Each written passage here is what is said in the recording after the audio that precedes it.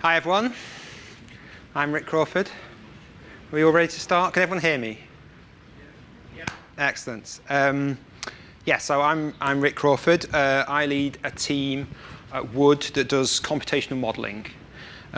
We do some software development, but more of our work is about running models on the computers and writing reports about what it means. And the scope of this talk also covers all the teams that don't do any software development at all. So I suppose my talk is about an apparent clash of cultures. On the one hand, you've got safety-critical systems, things like nuclear power and aeroplanes, where a failure could be catastrophic and absolutely must be avoided. On the other hand, we have Agile, associated with concepts like fail fast and minimum viable product. These cultures look irreconcilable, but I'm going to argue for a perspective that makes them almost two sides of the same coin. So I work in the nuclear industry.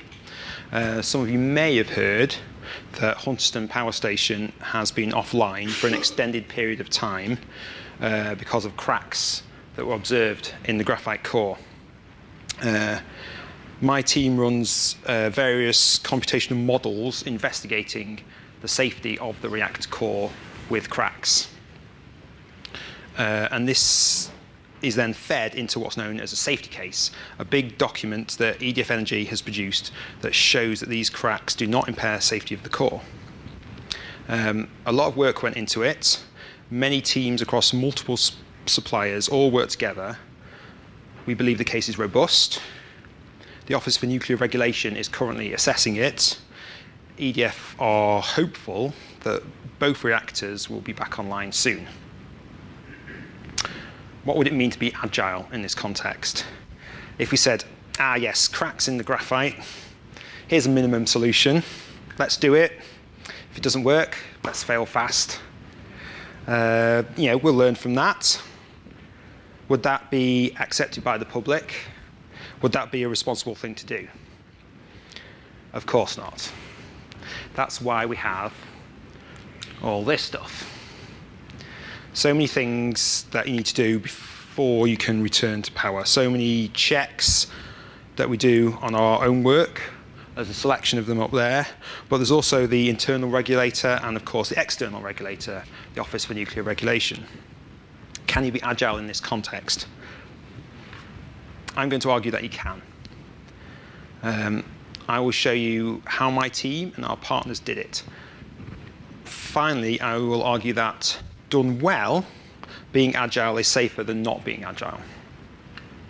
I'm going to talk about the practicalities of my specific context, the different artifacts that we use. But first, there's an important conceptual leap that I want to get across. All these different things up here are important from an agile perspective. Do you know why? Because it's all feedback. Feedback is essential to Agile. Feedback is why Agile gives a quality product. Like, what's the most extreme form of Agile? Anyone? Yeah. Kind of the clue's in the name, I suppose. That's kind of why I hinted at that one. But if you look up extreme programming on Wikipedia, the first image that you see is this one. It shows all different feedback in extreme programming. All the different things that I showed you before are feedback on the work on safety of cracked bricks in a reactor core. If you think about them as similar, then the idea that we can be agile with safety-critical products seems less unlikely. In the agile world, people want to ship code. That's great. But sometimes I think people forget why shipping code is great. Shipping code means that you get feedback from your users. So it's feedback based on reality rather than just another coder's opinion, for example. So the feedback is the valuable thing. With safety-critical systems, an aeroplane falling out of the sky is, a reality-based feedback. And how the aerospace industry learns from such an event is a massive topic in itself. But that's not sort of feedback that you want, to put it mildly. That's why we have all these other forms of feedback.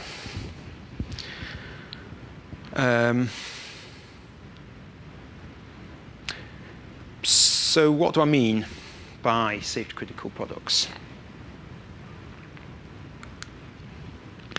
I guess I mean things that, if they go wrong, they can cause a serious amount of harm.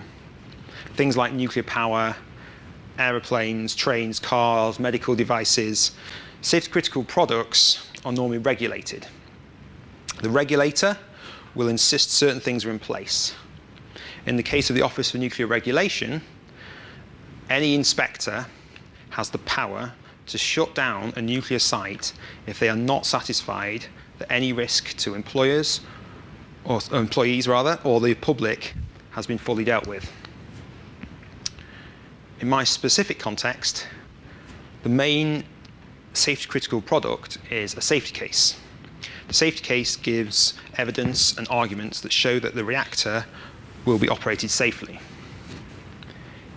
If the safety case is wrong and no one notices, the reactor would be operated in a potentially unsafe way with potentially very bad consequences. So it's important that the safety case is right and that it receives the right scrutiny. The evidence in the safety case will come from observations, from inspections, as well as results from computational modeling.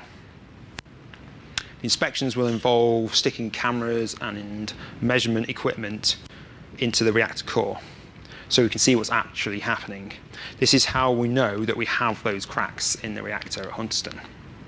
The computational modeling will be validated against the reactors and/or against physical models done on test rigs. And there's quite a lot of models and quite a lot of test rigs. This is a massive program of work. So you can see that the term safety-critical products is related to another word in the talk's title, scale. Hundreds of people in multiple teams in several different companies. The other aspect of scale is that we're not just talking about one safety case. My team is currently working on safety cases for 6 of the 8 current nuclear power stations in the UK. And there's going to be other safety cases after that. The program is projected to go on for at least another 5 years. So now I'm going to show you the first artifact that we use, the sprint plan. This is a particular sprint plan for my team. Probably doesn't look like most sprint plans. There's no points estimates. That's right, on the scale of individual items on the sprint plan, you could say that we're no estimates, but more on that later. Also, none of the items is written as a user story. Given the scale of the work, given the number of checks that we have to do and so on, we aren't going to get anything ready for any kind of end user from start to finish in 1 month, which is the length of our sprints. So we might have one item that is complete verification on such and such a report and issue for technical review. I think that's fine. Our sprint review meetings include the whole team plus technical experts and project managers from EDF, the client organization, based 3 hours drive away. Oh, and they are called project managers. Becoming more agile involved no one having a change of job title. Anyway, they come and visit us so we can go through it in person. That's why the reviews are once a month, not say once a fortnight. I think doing it in person really helps communication, people and interactions over processes and tools, as they say. We present our work and we discuss what we're going to do next with the client. In that sense, it's probably a lot like any other sprint review and planning meeting. You'll see the sprint review has these 2 sections, priorities and if possible. The aim for the team is to do everything in the priorities section. The if possible section is stuff that can be worked on if we finish the priorities early, or if the things that we're working on in the priority section are blocked. This is essential on such a large program of work. Items can be dependent on various things outside the team, and so can easily be blocked. At one point I thought, well, just don't put it in the sprint plan unless you've got everything you need to start work on it. But that's a recipe for delay, which would be the opposite of Agile. More pragmatically, the client will want us to start on working on some data as soon as we get it. So it goes in as a priority. But we know that we have these other things in, if possible, if the data is delayed. I can imagine some Scrum purists will hate this. In Scrum, the whole team needs to commit to delivering the sprint plan in that sprint. Now I'm saying delivering a sprint plan is dependent on various things outside the control of the team. Yes, that's the nature of working at scale. Get used to it. It's also the nature of working with safety-critical products, or more precisely, of having a regulator. It's fairly common for the client to phone us up and say, the O&R have this query, and we need to respond to it very quickly. In Scrum, as written, if you want to change the sprint plan, you have to cancel the sprint and organize a sprint review and sprint planning meeting. Organizing a meeting for people from different parts of the country is not a small thing. And anyway, the things that in the sprint plan still need doing at some point, it's just that they're not as urgent as this one new thing. So what we do is we add a new section of the sprint plan, a new item in this new section called added mid-sprint. And when it gets to sprint review, obviously we'd expect things lower down the priorities to have not happened. And that's an accepted thing. So what's the key point here? I think it's design, sprint planning, and review to work with uncertainty. The uncertainty that comes from dependencies on people outside the team, and uncertainty that comes from having a regulator. Now, I mentioned estimates, didn't I? We don't have estimates on the sprint plans, but I suppose there's an implicit estimate in that if we look at the list of priorities, we're saying we think we can do that in the month. Or perhaps we can't do that in a month. Shall we take something out? At one time, I did have estimates against individual items, but estimating them was hard. It took ages, was a massive stress, and was probably wrong. But you wouldn't really know how wrong each item was. All you would know is whether or not you'd done everything in the priorities list. So this approach makes more sense to me. On the other hand, where are estimates useful? Estimates are useful at a much bigger scale, at the scale of the epic. So epic is using Agile, but we have what we call a work area plan, where we define the scope and the spec of a largish area of work and estimate its size in pounds. Yes, pounds, not points, pounds. These estimates are needed at a higher level so people can decide what to spend their money on. If we use points, it wouldn't help. And if you're comparing work from different teams, a relative scale isn't going to help because each team is going to have a different relative scale. So we need to use pounds. So at one end of the spectrum, we have no estimates. At the other end, we use pounds. We never use points. This is just what's helpful for us. I'm not necessarily saying this is what everyone should have to do. So here's another artifact. The plan on the page. It looks a bit like a Gantt chart, which would be very not agile. But this is subtly different in that the main emphasis is not dependencies, but timing. For each safety case, there's a single bar for the writing of the case, and a single bar for the underlying program, which is what produces the evidence for that case. There's a bar for each outage, which enables inspection of the reactor core. There are bars for important blocks of work on the materials test reactor, for inspection equipment development and analysis method development. Collecting the information on one single simplified plan makes it easier to understand what will be required by when. This enables judgments to be made about the scope of work required by each bar, especially the closest bars. The more distant bars help us to think about long lead items that might be required in the future, things like development of methods and inspection equipment. While dependencies come into it, this is more like time boxing. We expect that we need a new safety case following this inspection, giving us this much time to do some analyses using our computational models, and write them up, and then write up the safety case. We know we need to keep the quality high, so the thing we have to manage to meet that deadline is scope. This is classic Agile. I don't know if you're familiar with the iron triangle of project management. Traditionally, it looks like this, implying that if one of cost, time, and quality doesn't look like what you want, you can change that, but you're probably going to have a negative effect on at least one of the other two.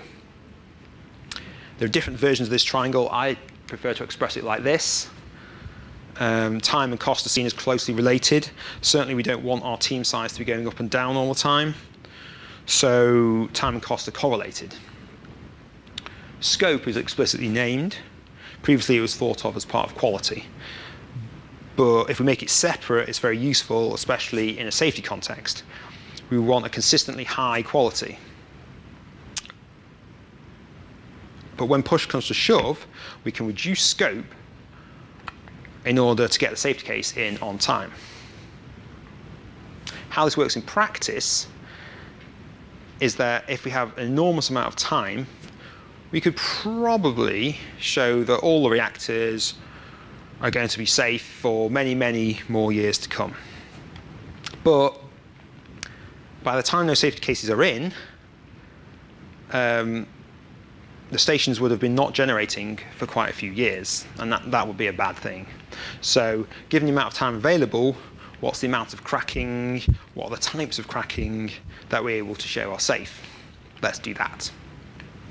Of course, we have to think very carefully about the reduced scope. It still has to be a viable safety case.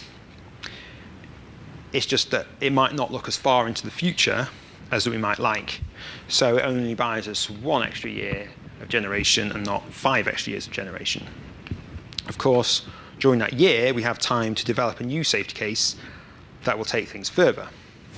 And this new safety case will learn from how things went in the previous safety case.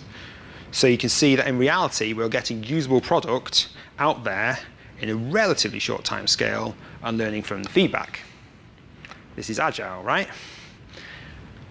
But of course, the periods between safety cases is going to be longer than, for example, releases of updates to a website, things that are ordinarily seen as Agile. This is why we need other forms of feedback. And it's important that at least some of the feedback is a good approximation to feedback that we would get from the real world. This is a topic known as validation. Sometimes we can compare our models to actual measurements from the reactor, and that's great. But the whole point of the work is to look at the future. Effects of radiation beyond what we've already seen in the core. Seismic events that we haven't seen, and we hope we never will. But we want to know how the core will react when those seismic events happen. The first approach for validating these things is to compare them to physical models in a test rig. Things like this. There's a lot of work going on with these physical models. Quarter-scale models of large arrays of bricks interacting. some of which can be shaken to replicate an earthquake. Full-scale models of a control rod going into a channel, that's what that is there. Fuel coming out of a channel, of individual graphite components being subjected to very large forces. We can compare our computational models to these physical models, which should tell us if we've got something wrong. But it isn't perfect. The physical model is still just a model. It isn't an actual reactor. But it's a very different type of model. So if it agrees with the computational models, and we've thought through the differences from the actual reactors, this is a reason for confidence. But how do we know we've thought through the differences in the right way? And what about things that we can't model on a physical test rig? This is where another form of feedback comes in, the independent graphite validation group. This is a team of experts paid for by EDF Energy, but not doing any of the work that directly feeds into the safety case. Their job is not to work on the safety case itself, but to give an independent view on the methods and the data that we use. By not being involved with the actual work, they are able to give us that outside perspective to avoid groupthink. This gives us feedback on a relatively short time scale so that we don't have to wait for the ONR to tell us, oh, by the way, you've missed something. Okay, so now I'm going to talk a bit more about scale. Oh, sorry, no, before I talk about scale, if there's one thing I want to take away from all of that, it's feedback is deeply related to both Agile and safety. In both cases, feedback that is independent from the people doing the work and as close as to reality as possible is important. Okay, so now I'm going to talk more about scale. So there's an important concept that I haven't mentioned yet. I think it's very important for Agile at scale. And it's loosely coupled architecture enables scaling. So has anyone heard this before? No? So loose coupling has been an important concept in software design for a while. I think the concept that it's linked to scale comes from a book about lean software called Accelerate. One of the other speakers yesterday mentioned Accelerate as well, actually. And I think this is an important insight which is relevant to the scale of the Graphite Core program, even though it's mostly not developing new software.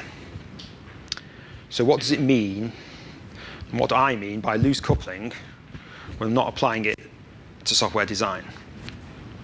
I guess I mean fewer dependencies. Specifically, fewer dependencies between teams enables you to have more teams working together without slowing each other down. For example, the different bits of a safety case will all have to fit together. But safety case is designed to stand on several legs. And each leg should stand on its own to a large extent. So if we have a different team working on each safety case, then they'll have fewer dependencies than if we have two teams working on the same safety case. Sorry, if we have different teams working on different legs, we'll have fewer dependencies than if we have several teams working on the same leg. So here's another example.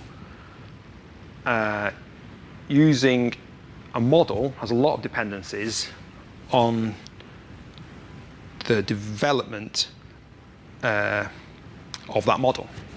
So the use of the model informs the development, but also when it's developed by informs when you can actually use it. So we put use and development of the model in the same team. This is also one of the ideas behind DevOps, putting development and operations in the same team.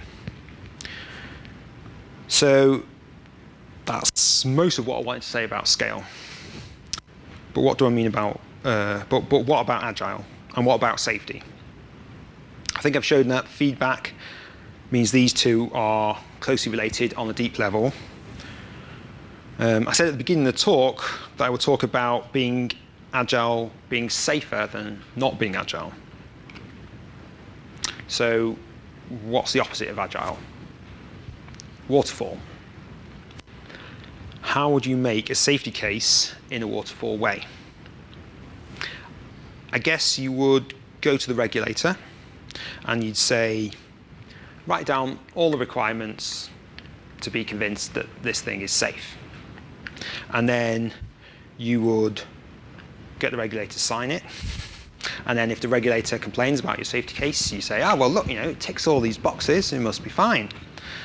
Of course, the Office for Nuclear Regulation isn't going to do that. They won't commit to any but the most general conditions of acceptance in advance. They want to see what it looks like in practice. They will give you feedback on the safety case, and they will expect you to respond. This is now analogous to how agile software development much prefers working code to acres of requirements specs. The working code and the finished safety case are what gets you the most meaningful feedback. So agile and safety are related, and they both have a strong preference for feedback. They both sometimes talk about requirements, but they don't fall into the trap of thinking, if only we'd had more requirements. Instead, they say, we need more feedback. We need better feedback. So what are the main points of my talk?